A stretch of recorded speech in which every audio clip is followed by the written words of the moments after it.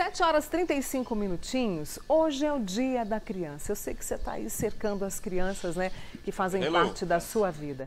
A criança, ela tem que ser criança. E parece tão óbvio quando eu digo isso, não é verdade? Mas nem sempre é. Sabe por quê? Porque existe em certas situações, né, um aceleramento da infância e o que pode trazer riscos. Quais? Por isso eu vou conversar hoje com a psicopedagoga, ela que é pedagoga também, a Persiliana. Pena acordou cedo hoje para estar aqui comigo. Obrigada, viu, Persiliana? Eu é quem agradeço o convite, muito obrigada. Prazer estar aqui.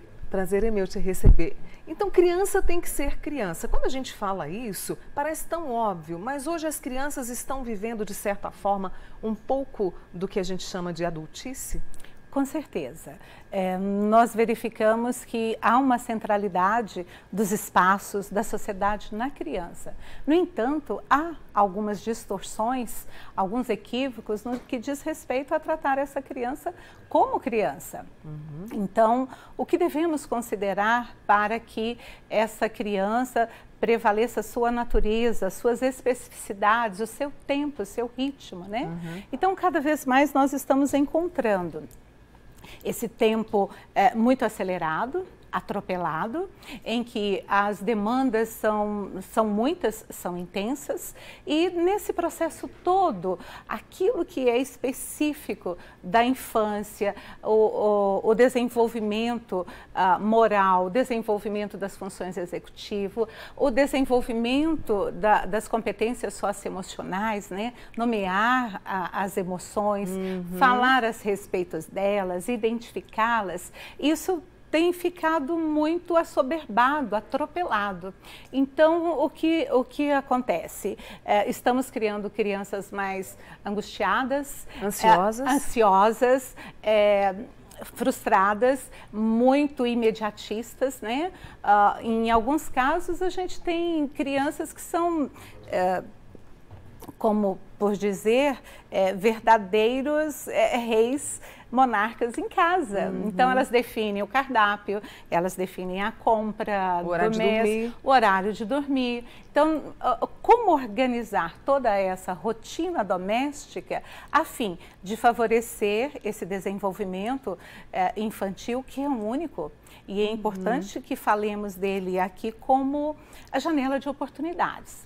Então, nós vamos ter aí, baseado num Prêmio Nobel de Economia, o James Heckman, que foi um dos colaboradores que trouxe investigações, pesquisas de uma pesquisa longitudinal, onde ele verificou que os programas na primeira infância que se efetivaram de forma eficiente trouxeram para as crianças, ao longo de suas vidas, o quê?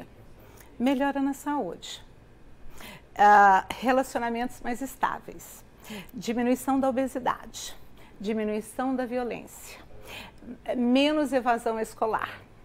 Então, hoje, as políticas públicas mundiais, elas estão sendo balizadas por essas questões que dizem respeito a esses preceitos, a essas evidências científicas. Então, hoje nós temos uma contribuição da neurociência, nos informando que como é que funciona esse desenvolvimento infantil e essa arquitetura cerebral infantil.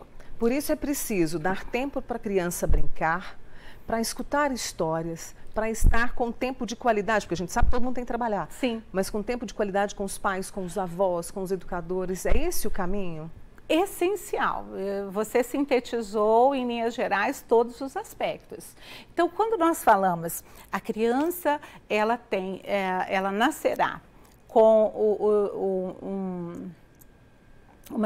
com a estrutura neurobiológica, o ambiente e o afeto. Afeto modela o cérebro. Então, nós temos aí hoje assim, crianças privadas de afeto são crianças muito vulneráveis, que terão prejuízos em sua arquitetura cerebral, estarão mais vulneráveis a todas as questões postas socialmente, na escolaridade. Então, olha só como é que nós podemos pensar nisso. Então, quando a gente pensa em criança, vamos só começar a pensar desse sujeito indefeso, que a espécie humana, entre os mamíferos, é a que mais vai precisar trabalhar da dependência para a autonomia, e como é que nós poderemos levar os nossos filhos da dependência total à autonomia. E o que nós estamos fazendo, a gente vai na contramão. Estamos criando sujeitos adoecidos, sujeitos dependentes, sujeitos cansados, que não conseguem resolver problemas. Então, diante disso tudo, é fundamental a gente discutir políticas públicas, discutir as evidências da neurociência, a contribuição de toda essa perspectiva do conhecimento com evidência científica, para que possamos pensar nessas políticas públicas locais, aqui em Uberlândia, quais são os equipamentos sociais que asseguram uma rede para essas famílias. Praças, bibliotecas abertas em finais de semana, horário noturno, porque ela está aberta muitas vezes no horário que o pai está trabalhando. Então, os equipamentos sociais, praças, as praças, quais são os cuidados que tem com essas praças? Será que nessas praças tem recreadores?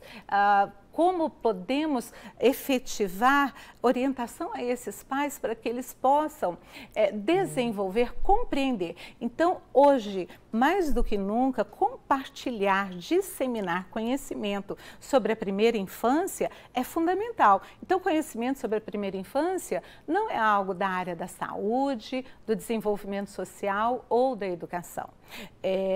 O conhecimento sobre a primeira infância é de toda uma sociedade. Então, nós temos aí o marco regulatório da primeira infância, que a gente fala muito pouco sobre ele.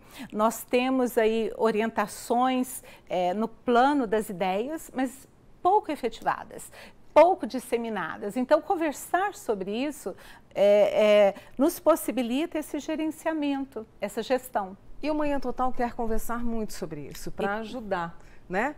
Essas crianças, os pais, os avós, os padrinhos, tios, enfim, para que a gente possa ter lá na frente adultos, né? Mais saudáveis. E não é só lá na frente o adulto saudável. Posso só fazer essa observação? Para poder fechar. Sim, para a gente fechar. Todos esses estudos vêm consolidando, configurando, trazendo evidências em diferentes locais do mundo de que projetos em que a gente trabalha com parentalidade, as famílias, trabalhamos com os formadores, os profissionais da educação, a rede protetiva, nós teremos uma criança saudável para ser um bom cidadão no futuro.